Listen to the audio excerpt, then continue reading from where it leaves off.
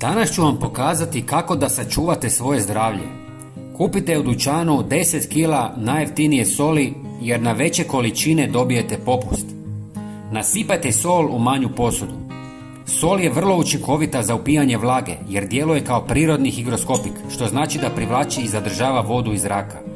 Postavljanjem posuda sa soli u vlažne prostorije možeš smanjiti razinu vlage i spriječiti stvaranje plijesni.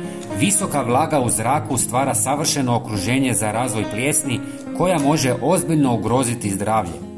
Plijesan ispušta spore u zrak koje mogu izazvati respiratorne probleme, alergije pa čak i pogoršati astmu. Osim toga, dugotrajna izloženost plijesni može oslabiti imunološki sustav. Glavni uzrok stvaranja plijesni je visoka vlaga. Najčešće u prostorijama s lošom ventilacijom poput kupaonica, podruma i kuhinja. Kada se zrak ne kreće i vlaga nema kamo otići, stvara se plijesan.